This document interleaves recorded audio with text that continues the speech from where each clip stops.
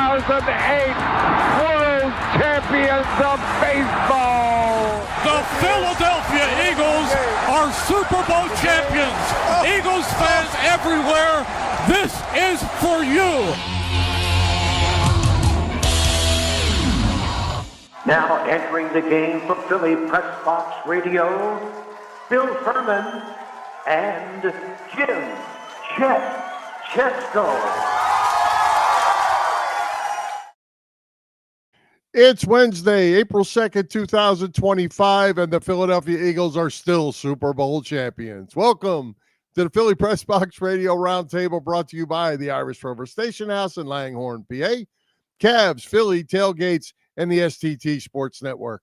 I'm Bill Furman. I'll be your host tonight, along with my partner, Jim Chet Chesko. And Chet, the Phillies off to a 3-1 start of the season heading into tonight's game against the Rockies. The NFL owners' meetings are complete. We have a few more rule changes for the 2025 seasons. The Flyers have won 3 in a row since firing John Tortorella. And the Sixers, they still stink. They're a disgrace. We'll get to that just because we have to. Philly Big Five basketball was shut out of the big dance again this year. And we're going to have a couple new coaches in Penn and Villanova next year. So we'll see how that goes. Who's going to make the national championship? We're going to make our predictions tonight and see who's going to win. We have plenty to talk about in Philly sports. Bill, what the hell are the Flyers doing winning games? Don't they know they're supposed to be losing like the Sixers? Come on, the Sixers set an example for you, and you're blowing it. My goodness. Well, it's interesting that, sometimes teams do funny things with changes, but a lot of times they don't last long. Yeah, how about that? Torts is gone. Happened the day after our last show, and they've won 3 in a row, as you said. We're going to talk lots of Phillies baseball tonight, though, because they're 4 games into a 162-game season that will likely find them playing in the postseason again come October. At least we hope that is the case. Absolutely. And we got a great guest tonight to break it all down for us, and Hall of Fame baseball writer Paul Hagen making a return visit to Philly Press Box Radio. Always great to have Paul on the show with us. Although he's not really working full-time anymore covering the team, he certainly knows the game, follows it closely, and we do appreciate his insight. Yep, absolutely. So let's get to it, and let's welcome the Hall of Famer, Paul Hagen, back to Philly Press Box Radio. Paul, welcome back. Good to be back. Hey, Paul, great to see you once again. Let me start with this question. I was down in Clearwater just a couple of weeks ago, down there for a few days. I think I've been down there 7 or 8 of the last 10 years. When you covered the Phillies all of those years at the Daily News, did you enjoy those annual trips to Clearwater? And what did you like most about going to Florida? I thought Clearwater, I thought spring training was the best time of year. Yeah. You kind of hate to peak early and then go downhill after that. But no, I love spring training. Florida was great. The weather is generally not so great up here. There was a lot. It's a lot more casual. I think when the season starts and every game counts, the players tend to get a little more uptight. Back in those days, at least you could get to know people a little better. And I always thought spring training was great. Well, Paul, the interesting thing about spring training here now that I live here, we used to be able to go get tickets for $1 at the off the counter at Publix. They were $49 a spring training ticket a couple weeks ago. For us regular folk, that's pricing you out of a spring training game. Yeah, I mean, spring training used to be just what it sounds like. A chance for the players to get in shape for the season. But as salaries went up and they began to look for ways to monetize everything they possibly could. I remember when I was covering the Texas Rangers, John Blake, the PR guy, would go up and down the beach handing out tickets just so they could get some people at the games. Yeah. Hey, Paul, Phillies are underway tonight with their 5th game, I guess. Trey Turner back in the leadoff spot. He was there for the opener last week, then missed a couple of games due to some back issues. But, it sounds like he and Kyle Schwarber are going to essentially alternate as far as the leadoff spot goes based on who's pitching primarily. Can that work? And how big a year or how crucial is it that Trey Turner has a big year?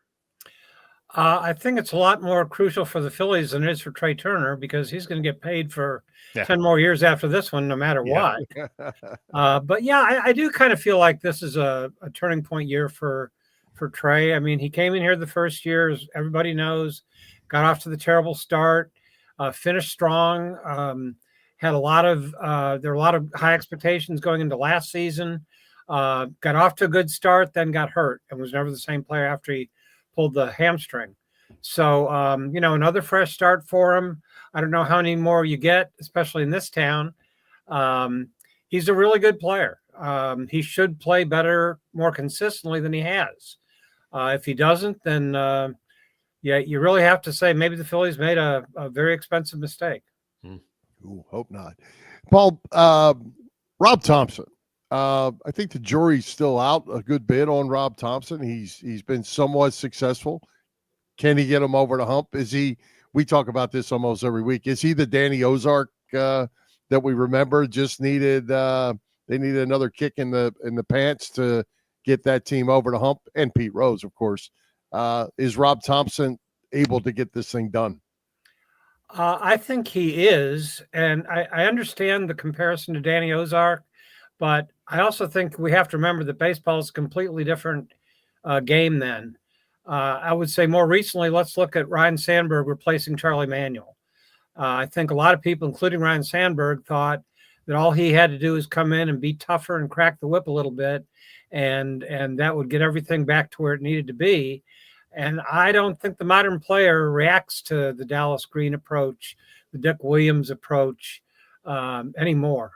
So I think the key thing is as long as he doesn't lose the clubhouse, and I have seen no indication that he's lost the clubhouse, then I think he's doing a terrific job. Managing the egos is a lot harder and a lot more important these days than managing whether or not to hit and run. Kyle Schwarber's off to a good start, something we don't see every year. He's more of a June guy, but 3 home runs in his first 4 games. Looking good. It's a contract year for Kyle Schwarber. So what do you expect from him this year? Well, a lot of times guys do have big years in their contract years. I don't really honestly read anything into 4 games. Yeah. But it is interesting that Kyle, as you mentioned, has traditionally, and especially since he's been here, not really gotten going till June. So the fact that he's off to a good start, he raised his average a lot last year.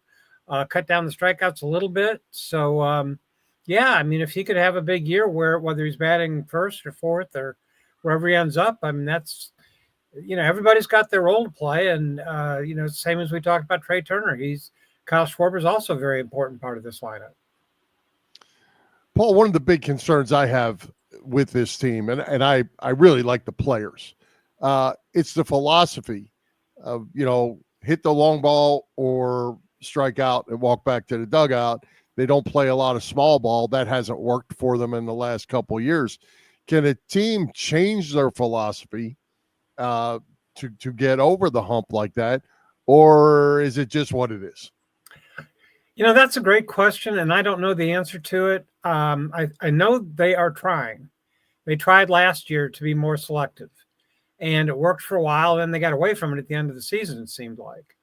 I think it's really hard for players who are, in their 10th, 12th professional season and making a lot of money because they've been successful doing things the way they've always done it, to make that kind of change. But I don't think you're going to see anybody completely revamp their style. So you're just really looking for a small bump here and there.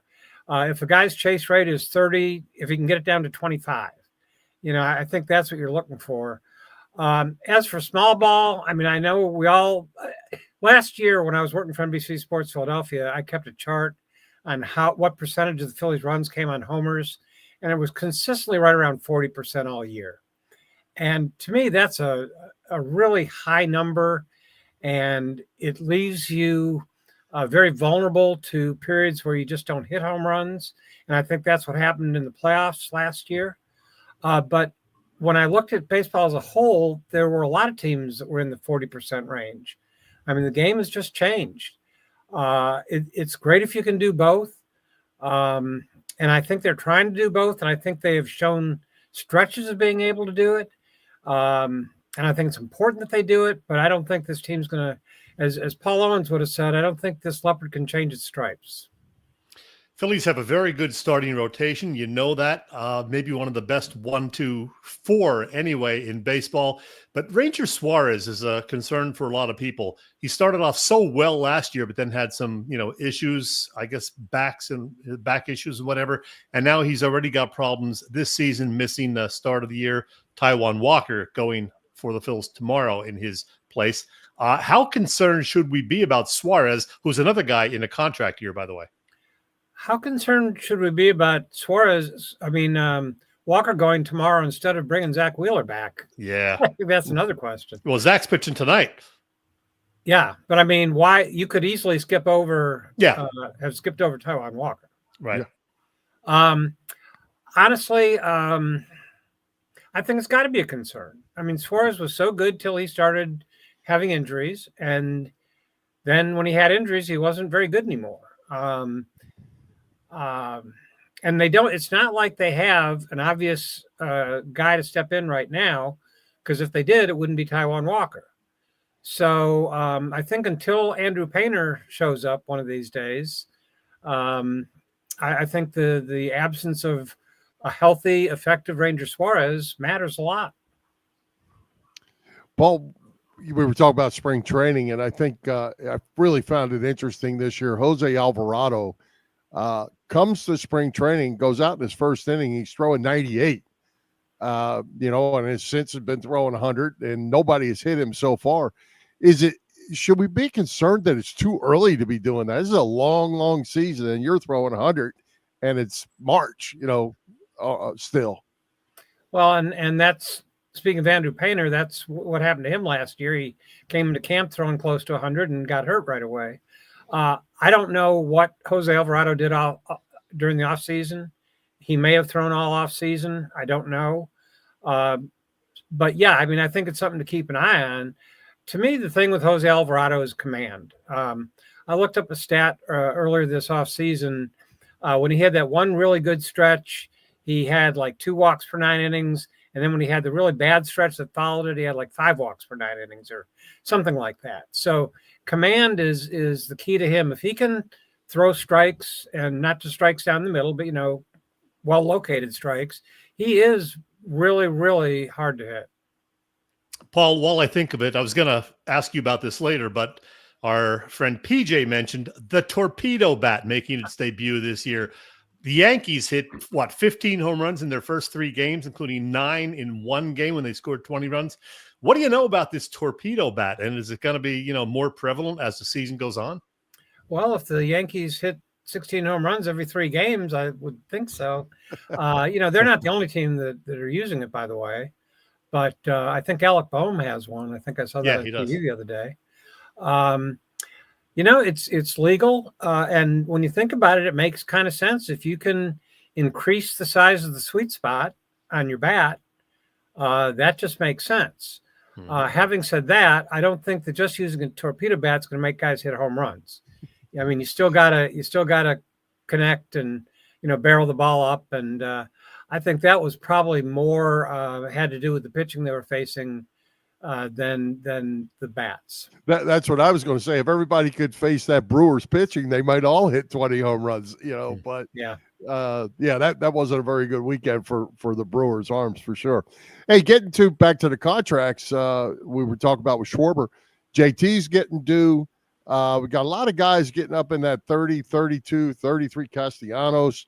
How much longer do you go with this, and can you extend these guys, and do you want to, that puts them into being 35, 36 years old? It seems to me that's risky business.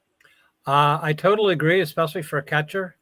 And JT has not slipped a lot, at least according to the metrics, but he has slipped a little, and he's obviously not off to a very good start, although, again, 4 games doesn't really mean a lot as far as I'm concerned. But I think you would have to be very careful with going too deep with him.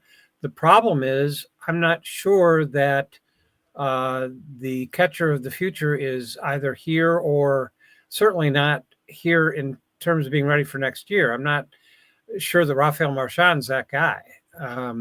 So, that's the balance you run. And, last time JT was a free agent, one of the big pressure points was Bryce Harper talking all the time about how they had to re-sign him. So if it gets to that, it'll be interesting to see how Bryce Harper, whether he decides to be the campaign manager again this year. Hey, Paul, you mentioned Andrew Painter a few minutes ago. To your knowledge, what is the plan for him? A lot of people are saying they expect him to be in the Phillies rotation by July. Is he going to, do some work, get some starts in AA or AAA between now and then? Or any idea what is the plan for him? Yeah, I think the plan is to bring him along slowly and as much as possible hold back whatever number of innings they have in mind for him this year to use as many of them in the big leagues as possible. So if you say, well, we think he can throw 100 innings this year, you don't want him to throw 80 of them in the minors and only have 20 left for you. You want him to throw 20 in the minors to get ready and then keep those 80 for the big league team. Yep. That's just making up numbers, but you get the principle. Yeah. A mystery on that pitching staff to me, and I like most of those guys, is Aaron Nola. I don't know each day what I think we're going to get from him. Sometimes he looks really good, and sometimes he can't keep the ball in the ballpark. And again, only one game so far, but not a good start for Nola. Well, it was a typical Aaron Nola start. For most of his outing, he was very good. Yeah. And then he gave up the 3-run homer. Yep. And if people recall, the one big inning syndrome has been a problem for him the last couple of years. So, and the home run. So I don't know how you explain that. It's a little bit of a mystery. The other thing that I looked up this offseason was if you go back to like 7 years when Aaron had what probably was still his best year, finished third in the Cy Young that year, I believe. He has been an every other year type pitcher. His better years have been in the even numbered years, and his lesser years have been in the odd numbered years. Coming off a pretty good year last year, but now here we are in an odd year again. So I'm kind of interested to see how that plays out. Well, Paul, last week I asked you and a bunch of other folks for their predictions. Most people went somewhere between 90 and 93 wins, 95 from Bill Colarulo. Our old pal Boop, Boop. Oh, yeah. He went 99 wins and a World Series title, but Boop also thought the 76ers were going to win the NBA title this year. So he's a little optimistic. And he took the Chiefs, didn't he? Yeah, he picked the Chiefs. So what do you say, Paul? Do you still stick with that prediction, 93 wins, and maybe get to the NLCS? I think predictions are really hard because you don't know. There's so many things you can't account for. I mean, not just because the Braves are 0-6 and hitting 137 as a team, but a lot of people thought they were the favorites to win the division this year. And they still might, get there when Acuna finally gets back and Strider finally gets back and Sean Murphy finally gets back. But then you turn around and they lose Ronaldo Lopez maybe for the year, and they lose Jerkston Profar for 80 games with the suspension. Those are things you can't really account for. But they won 95 games last year, a tale of two seasons, terrific in the first half and very mediocre in the second half. Yep. So I think with just the normal amount of good surprises and bad surprises, I think somewhere in that range is probably a pretty good guess. Mm-hmm. Paul, you've been around these players and pitchers forever. Do they ever get used to not having a slot where you might see Matt Strahm in the 8th, you might see him in the 5th? They always say baseball players are the biggest creatures of habits of all. Can a pitching staff survive without roles? I would have said probably not just a couple of years ago, because I always heard that, relievers want to know what their role is. I do think the idea that a closer, if you have a designated closer and he's not pitching in a save situation, that still seems to be a problem for that guy. But the Phillies, I think, have had really quite a bit of success doing matchups, not necessarily having a designated closer. And I talked to Jeff Hoffman and Matt Strom both about it last year, and they seemed very content with it. Now, Matt Strom already got his pretty big contract. Jeff Hoffman got his last offseason. So I think there's at least an understanding that if they go out and pitch well enough, they'll be paid, if not like a closer, at least a lot more than just a middle relief guy if they get guys out. And so far, they seem pretty happy with that. Paul, during spring training, MLB experimented with an automated ball strike challenge system.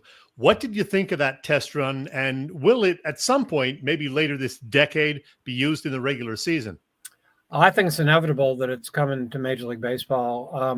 I went to a game in Scranton a couple of years ago where they were using it, and that was even more streamlined than what they were using in spring training. In that one, if the batter disagreed with the pitch, he just indicated it right away. They announced it, and within, it seemed like just a couple seconds, they either ruled it or overruled it, and play went on. We didn't have the whole thing with the umpire having to stop the game, make an announcement. So I think if they get it down to that, why not? Well, it was interesting. I listened to most of the opening game in Washington on the radio, and Scott Fransky and Kevin Stalker, they wanted the remote pitching or remote umpire in that game because it was horrible, according to them. And Larry Anderson wasn't even there to complain about that. All right. But yeah, they were not happy with the opening day strike zone, at least on the radio. Obviously, I couldn't see it to agree or disagree. Yeah, I mean, I think one of the problems with the strike zone, watching it on TV or even on, if you're watching like from the radio booth, especially in Washington, which is, I think higher than the dome of the U.S. Capitol. You look at the box that they put, and it's like right at the belt, and that's not the top of the strike zone. So, right. I don't know how much I believe that. I do think that the technology they're using today for the automatic ball and strike is better, and from what I've seen, it's getting better. The accuracy is improving, but even that's not 100% yet. But yeah, I think it's inevitable that we're going there. Last thing from me, Paul. When we talked with you last July, I believe you told us you were finishing up work on a book about baseball writing. Is that the case? And is there any update on that? Yeah, actually there is. I had not been able to find a publisher, but I have since discussed it with Temple University Press, and it looks like they are going to probably go ahead with that project. So my assumption is it probably won't come out till next spring, but at least it's in the works. And I'm also working on another book along with Kevin Cooney about which Temple University Press is also probably going to publish about how the Phillies have had the greatest 20 years of success in franchise history, and it's not a coincidence that it coincides with the arrival of Citizens Bank Park. Awesome. Oh, That's interesting. Great. Interesting. Well, anything before we let you go, Paul, anything else you have going on? You said you're not working for the network anymore. You got anything going on where people can follow you and see what else you're doing? No, not really. I'm not a big social media person, probably should be, but yeah, I'm just working on these two books and some other sports related projects. And I guess it doesn't hurt to say that I've also been talking to Jen Powell, who sometime this year will become the first woman to umpire a Major League game. And we have agreed to do a book together. So that's something else that'll be on the horizon. Awesome. You're staying busy. Right. Trying to. It's how you stay young, right? Exactly. That's right. That's right. Well, Paul, we always appreciate you coming by and talking to us. And now that you have more free time, let's do it more often. I'm here whenever you guys need me. All right. Appreciate you, Paul. Thanks. Thank you. Thanks. All right, Chet, as most people probably know by now, Philly Press Box Radio is part of the STT Sports Network, as in Set the Trends. It's a network set up by our pal Phil Stiefel, who was on our show last week, host of the terrific Trending in the AM show that you can find every weekday morning on the STT Sports Network YouTube channel. check out Phil, be sure to subscribe to the channel. Phil's show is there, and so is ours. Yep, you can find Philly Press Box Radio there, in addition to our own YouTube channel and on our Facebook page. Again, it's the STT Sports Network, setting the trends for what sports talk should be. And Chet, one thing we got to mention before we talk about the Rover. Yeah. Phil is still beating down on the Sixers and Flyers. Well, Sixers and Flyers management every day. He's on a streak. Yeah. He wants Daryl Morey out of here. Out of here. Good for him. Well, hey, tell us what's going on over at the Irish Rover Station House these days. Well, if you want to know what a successful bar and restaurant should be, look no further than the Irish Rover Station House in Langhorne, Pennsylvania. They always have 24 beers on tap, and they mix them up quite a bit, so that's nice. Those beers served up by the Rovers' terrific bartenders, and a full menu of delicious food choices. Weekly staples are, well, on Tuesday, a meatloaf dinner for just $11.95. Wednesdays, not only trivia nights, but a night you can get a prime rib dinner for $19.95, and the Rovers' signature martini for $5. Thursdays bring a couple of different burgers from which to choose, and in the evening then, on Thursday, $9 wings and a $5 giant Stella pour. You gotta love that. What else? Live music on the weekends, happy hour deals Monday through Friday. Sunday, then they have a $5 Sunday Fun Day menu. The Irish Rover Station House is on Bellevue Avenue in Langhorne and on the web at irishroverstationhouse.com. Who we going with tonight? Let's go with Ray Diddy. Hi, this is Ray Dinger. And it is always fun to talk sports with these two guys, Bill and Chet, on Philly Press Box Radio. And it's always good to hear from Ray Diddy, that's for sure, which leads us right to football, Chet. Yeah. NFL owners meetings, they tabled the tush-push brotherly shove. Some teams trying to make it illegal. I guess the Green Bay Packers are leading the way. A bunch of clowns. Big rule change they did approve, though, is the overtime rule. As you know, presently, if the team receives the overtime kickoff, they score a touchdown, the game is over.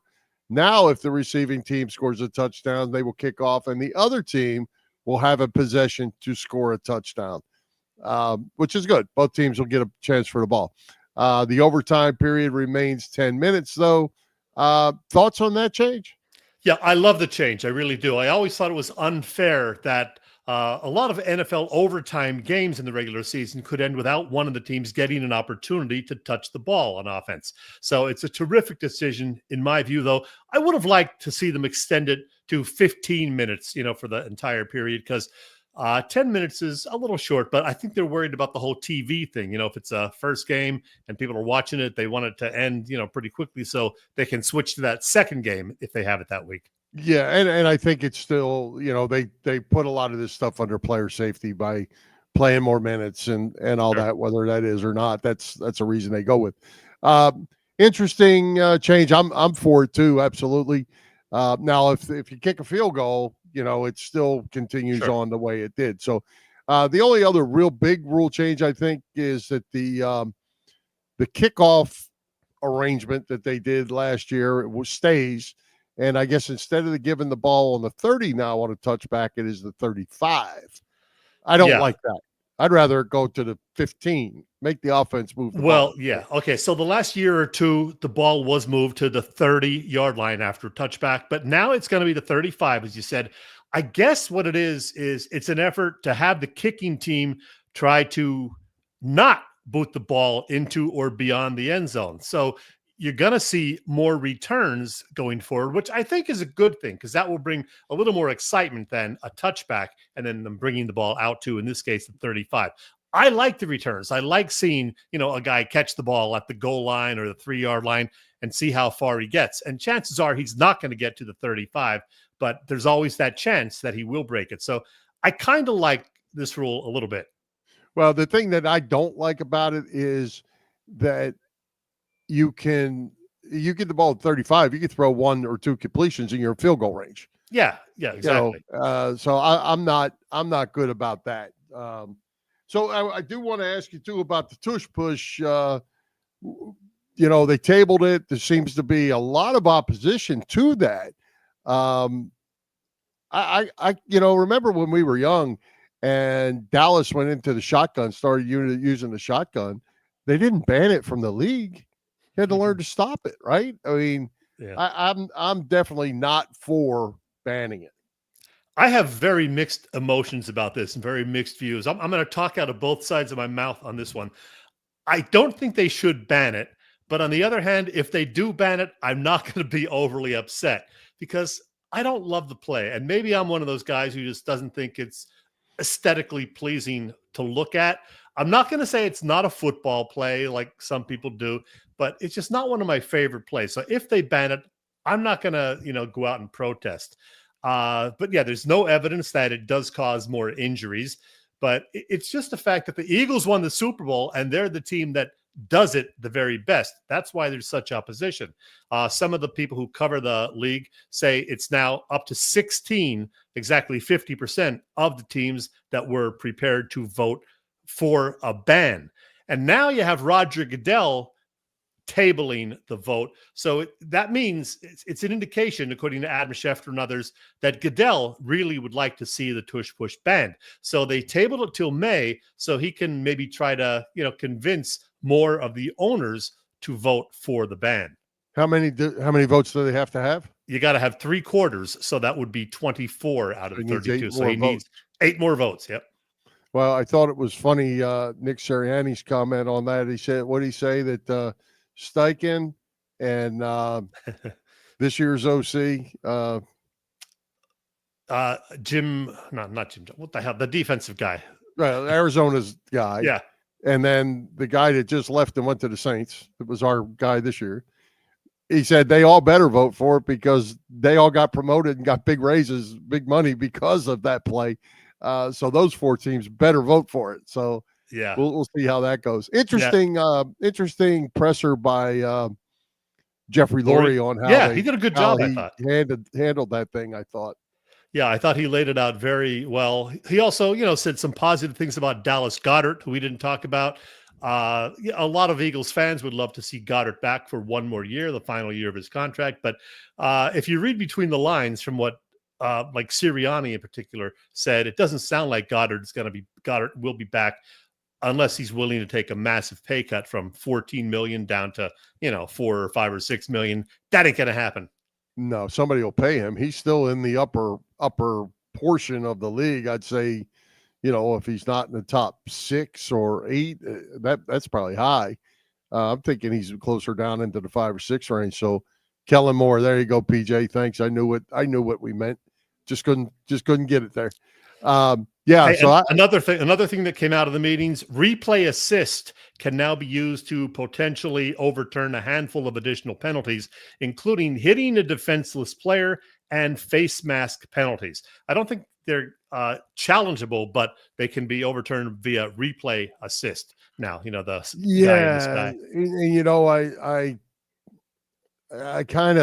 not sure I'm in love with that either, because every play they're going to end up doing replay assist. And how many holding calls do you see that don't get called? Yeah. Is the camera going to see them all? And all of a sudden they're never going to put holding on that list because, man, that would lead to a whole lot of issues. But as you're watching a play developing, you see an inadvertent face mask while the other guy's ripping the guy's shirt off, and you can't call that one, but you can call this one. Yeah. I just, at some point, and I think a lot of times the refs don't do a really great job, but there's human nature that's got to fit into this thing somewhere, and maybe we're going to get away from that. And Bill, I know you don't like this. We learned from Adam Schefter and others on Tuesday that the NFL will play 3 games on Christmas this year, up from 2. It is a Thursday this year, by the way. 2 games on Netflix, just like last season, and then 1 at night on Amazon. Your thoughts, Bill Furman? Well, it's just a money grab. The whole thing's a money grab. And you get your family all together for Christmas and you're going to watch a ball game. And now you're not going to watch any game unless you pay for it. Yeah. Well, most people do have Netflix or Amazon. Well, some people have both, like me. But well, some if you people can't afford it, you're getting screwed by not being able to watch these holiday games. Right. Now, I don't know if they're going to let local networks carry it. I think like the sometimes local they do market will that. still be able to. So if the Yeah. Eagles are playing, you'll still see it, I think. Yeah. So if they do that, I guess that's okay. But it doesn't seem to me, what do I know about the big business of it all? It doesn't seem to me, let's just say Eagles Chiefs. Say it's Eagles Chiefs on Christmas Day. And then you're going to tell people they have to pay for it. But what if they don't watch? I mean, to me, is it a good business decision? Do you think they're actually going to pay for a game because it's Christmas and it's Eagles Chiefs? If you're not an Eagles, a Philly or a Kansas City person, Right. I don't know. But what do I know? Yeah. I was at the Phillies home opener the other day, and look who showed up. BG and Saquon throwing out the ceremonial first pitch. That was pretty cool. We got a Eagles chant right off the bat, and BG had the Lombardi trophy in his hand, so that was pretty cool. Yeah, and how about while they were in Washington, the Eagles chants all over the national park down there. Eagles fans showed up big in Washington too. Well, I guess I should say Phillies fans. Let's call them Eagles fans. Yeah, you gotta love that. Good stuff. All right. Hey, speaking of good stuff, what could be better than a summer of baseball, Phillies baseball, and tailgating with the best tailgaters in Philadelphia? Bob Cavanaugh and the gang of Cavs Philly Tailgates. Yeah, Cavs Philly Tailgates has been cooking up a terrific catering business for some 35 years now. Known best for their tailgate parties, Cavs is a 3-time winner of Philly Tailgates, Jack Daniels Great American Tailgate Party Contest, and a past winner of the Philly Daily News Tailgate Award. Cavs also does corporate events and other parties, you name it. Of course, Cav hosts tailgates before all Eagles games outside the link, and there will be various tailgates outside Citizens Bank Park as well. We have some of the upcoming tailgates. They had the home opener one the other day, but going forward, they have tailgates before a couple of big games this spring and early summer. Saturday games against the Dodgers in April and the Mets in June. And I should mention that Cav had a jam-packed tailgate in the Jet Row parking lot on Monday before the Phillies home opener. There's some of the crowd right there. I popped over from the tailgate I was attending to say hello to Cav, and there were so many people there, I couldn't find him. But everybody was clearly having a good time, enjoying the plentiful food and beverages. You can get details on all upcoming events at Cav's website. That would be phillytailgates.com. And if you have questions, you can email them at cavscatering@verizon.net. Cavs Philly Tailgates is the way to go. Absolutely. Right, Bill? Yes, sir. Hey, Bill, what do you think? Is it a random chat night? Is it a random chat night? I think so. I think we can do that. Am I going to be able to listen to this, or is it time for you to take a nap? This will take you back to your formative years, Bill, so you'll be all right. We do have more sports talk ahead. People clamoring for talk about the Flyers and 76ers. You know that, Bill? Yeah. And a little March Madness talk as well. But yeah, what the heck? I'm going to first sneak in a fun Random Chet segment. And to our viewers, as you watch, feel free to give us your input as this piece plays. So here we go. Hey, everybody. Let me take you back to 1977. I was a junior at Penn State. Yeah, I'm old. When I spotted a little bulletin board Post-it note somewhere about a guy who had a bunch of albums for sale in one of the campus dorms. Well, as a big music fan, I said, what the hell? I'll check it out, see what he had. And one of the albums he had available for sale was by this new band, AC/DC. I hadn't heard of them. Pretty much nobody had at that point. They had put out 2 albums in their native Australia in 1975. And then in the spring of 76, their first international release, High Voltage. And that was the one this guy had available. I was intrigued by the cover. I mean, look at it. This dude in a schoolboy outfit holding a guitar. And so the guy slapped it on his turntable. We all had stereos with turntables in college back then. And immediately upon hearing the opening riff of It's a Long Way to the Top, I was hooked. I think I bought this and 2 other albums for $5 total from the guy. I have no memory what the other 2 albums might have been, but my first hearing of It's a Long Way to the Top and the rest of High Voltage will be etched in my mind forever. So as it turned out, the guitarist on that album cover and one of AC/DC's co-founders, Angus Young, this guy, happens to be turning 70 this week, March 31st. A good excuse to poll a bunch of my Facebook friends to get their absolute 3 favorite songs by AC/DC, an amazing band that has been rocking the world for a half century. I'll give you a recap of the voting in just a bit. I'll tell you that I've had the pleasure of seeing AC/DC 3 times over the years, the first time being in June 1979 in Allentown, Pennsylvania, as part of their co-headlining tour with UFO, another one of my favorite bands. AC/DC opened the show that night, and frankly, they stole the show. It was a few months before the release of Highway to Hell, that album that came out and turned them into bona fide stars, but also about 8 months before the untimely death of lead singer Bon Scott. I later saw them in 1990 and 2008 with the great Brian Johnson on vocals. Let's see, is Brian here? Oh, yeah, there he is. There's Brian up there. As you know, they're touring the States again this April and May with more European dates than this summer. Choosing a trio of favorite songs by AC/DC is a nearly impossible task, I know. But hey, everyone did the best they could with that challenge. I mean, in addition to all of the massive classic rock staples, there are terrific deeper cuts like Girls Got Rhythm, Shot Down in Flames, and the rarely heard Carry Me Home. Look that one up. For the record, my 3 favorites from AC/DC today anyway would be It's a Long Way to the Top. Hey, you never forget your first love. Dirty Deeds, Done Dirt Cheap, and You Shook Me All Night Long. As always with these polls, a first place vote was worth 3 points, a second place vote 2 points, and a third place vote 1 point. So what about the results? Well, first I'll mention that a bunch of terrific AC/DC songs got very little support, 1 or 0 votes each. Songs like Girls Got Rhythm, High Voltage, Jailbreak, Money Talks, Problem Child, Rock and Roll Train, Shot in the Dark, and Touch Too Much. I love all of those, but nope, they're not in the top 13 as it turned out. Okay, just missing the top 10, songs 13 through 11 based on the voting. Rock and Roll Ain't Noise Pollution, Shoot to Thrill, and the classic Big Balls. In the 10th spot then, a song that was a favorite during the Bon Scott days that's still beloved today, a delightful tune about a woman whose measurements are 42, 39, 56. You can say she's got it all. Whole Lotta Rosie. Landing at number 9, Break Out the Cannons, the song that is typically the final song of the night at AC/DC concerts. For those about to rock, we salute you. Fire! At number 8, then, the opening track on the amazing Back in Black album in 1980, Hell's Bells.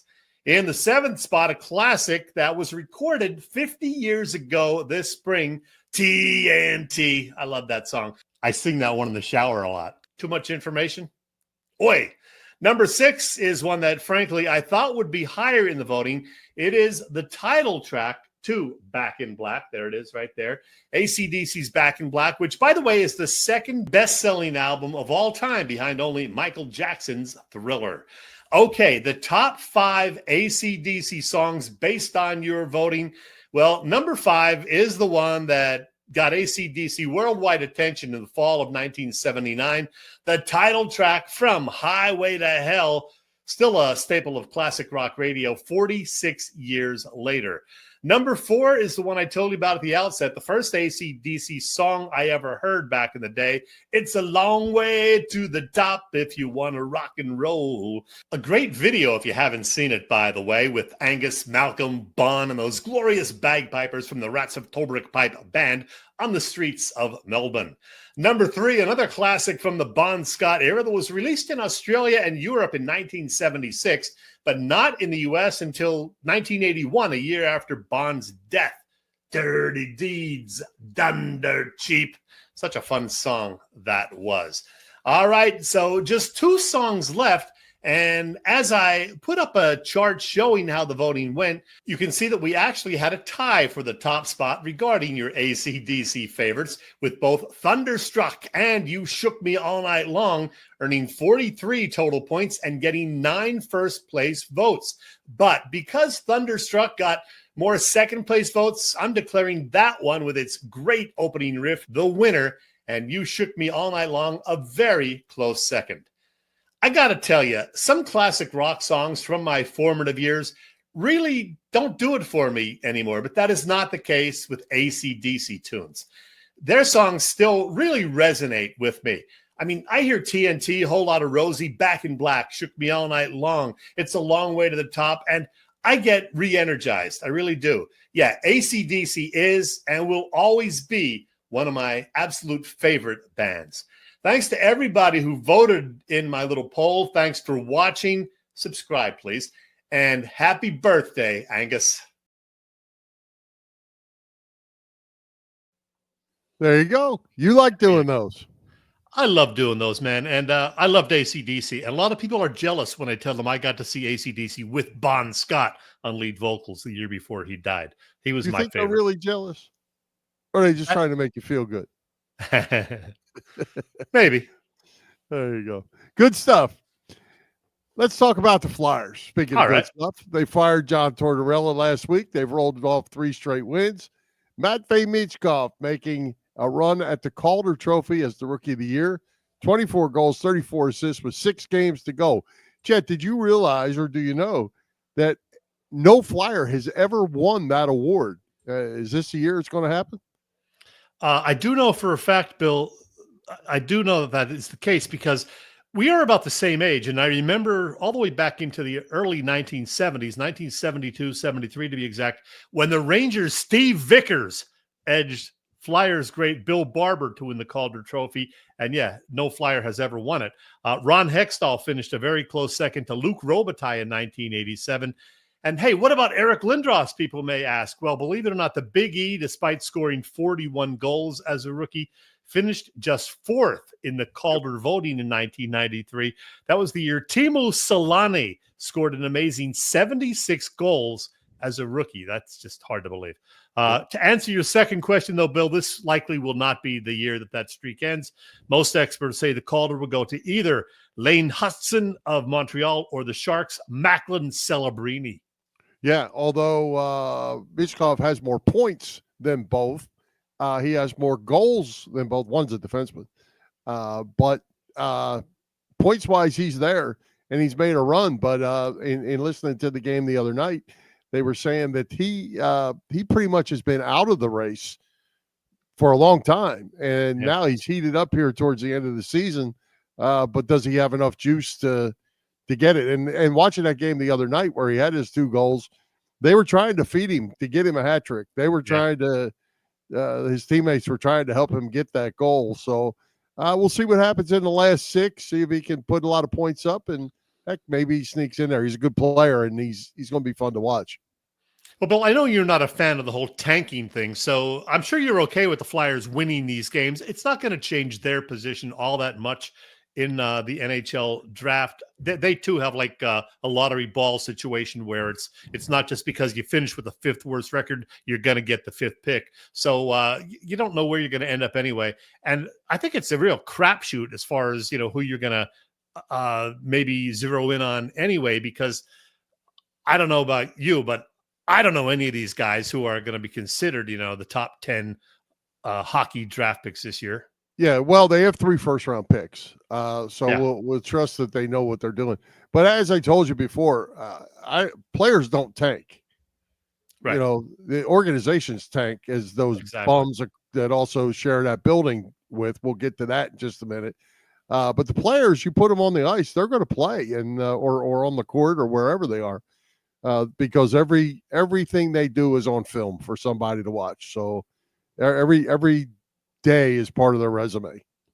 Denny asking about Ovechkin closing in on Gretzky's goal record. That probably will happen within the next week or 2. He's 4 or 5 goals away. So we'll talk more about that when he's either right there or when he breaks it. But I have some thoughts on that because I loved Wayne Gretzky. He was probably my favorite non-Flyer player back in the 80s, how could you not like the things that he did? Man. That's for sure. All right. Hey, let's move on. Great guest tonight in Hall of Famer Paul Hagen, who is coming to Philly Press Box Radio next week. I have no idea. You know what the funny thing is? I thought I had a guest lined up for next week. Then I looked at my master grid. It turns out that is for the following week. So I do have somebody for April 16th. So I messaged another guy about possibly joining us either next week or 2 weeks from tonight. And he chose the option for 2 weeks from tonight. Plus, I'm pretty sure I know who we're going to have 3 weeks from tonight. So I have the second, third, and fourth week from now lined up, but not next week. So we'll figure it out. All right. Sounds good. We'll be here one way or the other. Good Lord of willing and the creek don't rise. And I can tell you that later this month, we're going to be talking about the NFL draft, believe it or not, because that is what, the 24th, 25th, and 26th, I believe. So it's getting ready. That's for sure. Because the Super Bowl, involved the Eagles this year, the draft just kind of snuck up on us. Right. Absolutely. Well, I hate to even mention the Sixers. Oh, I have to. And yet you're gonna. And here you go. I'm going to have my little rant here, Chet. They went from embarrassment to disgrace, if that's even possible. Here's why. Not only have they lost 9 in a row, 12 out of their last 13 after the Knicks game. But besides all that embarrassing stuff, they crossed another line into disgrace for me. They found a player in this whole mess, Quentin Grimes, who could play a little bit. Looks like a good-looking young kid. He's 24 years old. So what do you do when you're playing New Orleans in a game that you really probably shouldn't win? You sit Quentin Grimes. You give him a day off to not play. He's 24 years old. He's not a star in this league. He's not even a starter in this league, but he is playing well.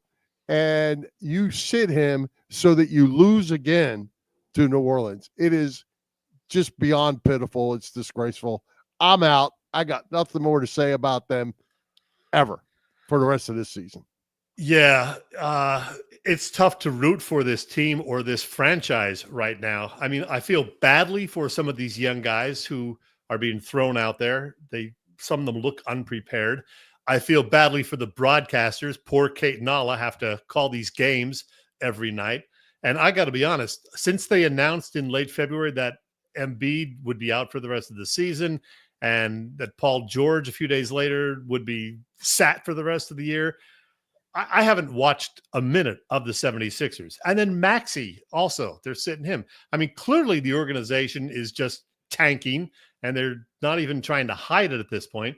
And I don't like it. Oh, speaking of Embiid, there was the news today. He will get arthroscopic surgery next week on his left knee, and they will provide an update 6 weeks after that. So, hopefully it'll go well and he'll be back this fall and he'll try to make it through another season, but who knows? Let's look at the standings right now. The reverse standings, the Sixers now firmly in that 5th spot from the bottom because they have lost 9 in a row, as you've said.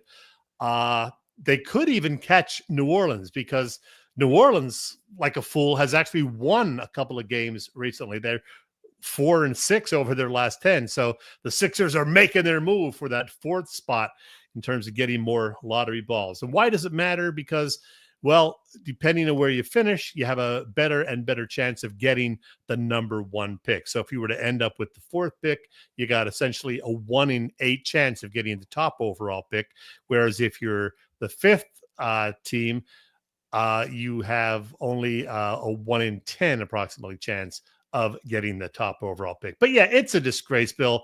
I don't like it. You know I'm a Sixers fan, but not right now. And I'm with Phil Stifle. Get Daryl Morey out of here. Absolutely. I am with him too. I'm done with them. I got nothing for them bums. Hey, speaking of kind of bums, Villanova was not very good. They weren't bums. Penn wasn't very good. They have new coaches. Penn grad Fran McCaffrey, the Iowa head coach, is now the Penn Quaker coach. Maryland coach Kevin Willard is now the Villanova coach. I'm not thinking our buddy Dennis Malloy is very happy about how that all went down. But I guess the question is, another year without the making the dance, can these Philly teams compete at the national level anymore? I think is a big question. Boy, you have to wonder because they haven't been relevant really for several years now, since Jay Wright retired, it seems. So, I mean, he was a tough act to follow, obviously. But, yeah, you don't hear much at all about the big 5 teams plus Drexel as far as, being considered as a contender for anything in terms of the NCAA tournament anymore. And it's kind of a shame because, years ago you would have 3, sometimes 4 teams from Philly in the big dance. Not anymore. And I don't know why that is. I mean, what is the reason? I have no idea. Yeah. I don't know if it's NIL situation. I don't know. But Villanova was thought to have a lot of talent, whether Kyle Neptune just wasn't the right guy for the job. I think Villanova probably has a lot of money. Whether they have it to spend on basketball players, I don't know how their NIL deal goes, but obviously it's all about money. That's for sure. We will find out. Say what? I said we will find out. Yeah, we will find out. Have you watched any of the March Madness? Some good games last weekend, certainly. Yeah, I have watched a good bit of it. We were in Vegas for some of it. That was kind of fun to watch it out there. Yeah. I think there's a lot to be learned in how this tournament has played out. There's no upsets, very few upsets. And I think as you're seeing the lower tier teams doing a lot of complaining because anybody that's any good on their team is now transferred to the bigger teams, and you're not going to see those. You don't see many 16-1s, but 13-3s and 12-4 upsets anymore because there's just such a differential in the talent on these teams, and that's bad for college basketball. Yeah, this one pretty much chalk all around this time going into the Final Four weekend. Are we going to make our picks? We are. Let's do it. We got Florida versus Auburn, Duke versus Houston, all 4 number 1 seeds. Who's making the finals and who's winning? Well, believe it or not, Bill, when I filled out my ballot back on March 19th or 20th, I had Florida beating Auburn in one semifinal and Duke knocking out Houston in the other. Houston's not there, of course, but hey, I did have 3 of the Final 4 teams right. Just lucky because I went with the, number 1 seeds. But they are all number 1 seeds, so I'm not alone on that front. Huh? Houston is there. Oh, Houston is there. Yeah. Really? Okay. So, I did not know that. I think I actually did not have Houston. I don't have it written down my grid. So what I did have was Florida and Duke advancing to the final, and I would love to see Auburn win this weekend, but I don't think it's going to happen. I do have Duke beating Auburn in the Monday night title game in San Antonio.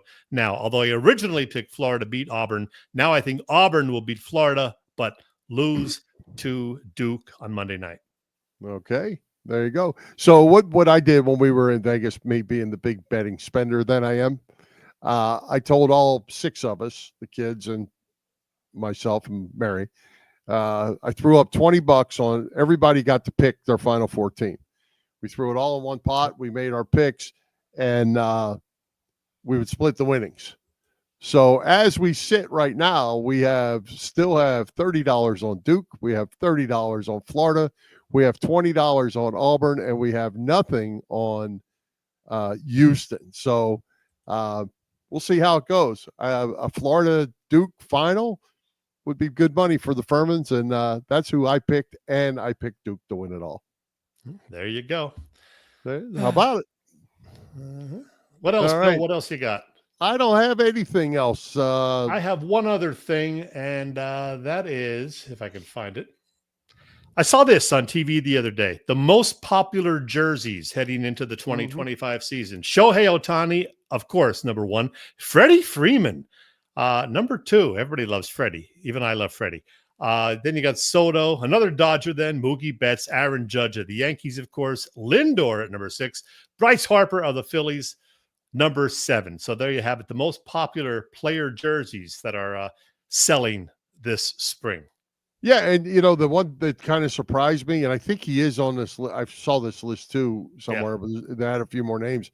Paul Skeens, even though he's a Pirate and they're not probably very good, he is very popular, and he's going to be good.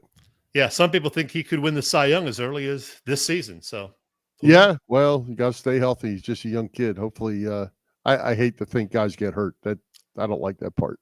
Wrap it up, Bill. All right, let's thank tonight's special guest, Paul Hagen, our sponsors, the Irish Rover Station House, Cavs Philly Tailgate, and PPCC 118 Raz Room. For Jim Chet Chesko, this is Bill Furman. We hope you enjoyed the show. We'll join Philly Press Box Radio next Wednesday, April the 9th at 7 p.m. You see us live on Facebook, on our Philly Press Box Radio YouTube channel, and on the STT Sports Network YouTube channel, and listen on Apple Podcasts, iHeartRadio, and all the others. High hopes, Philadelphia sports fans. Let's go, Phillies.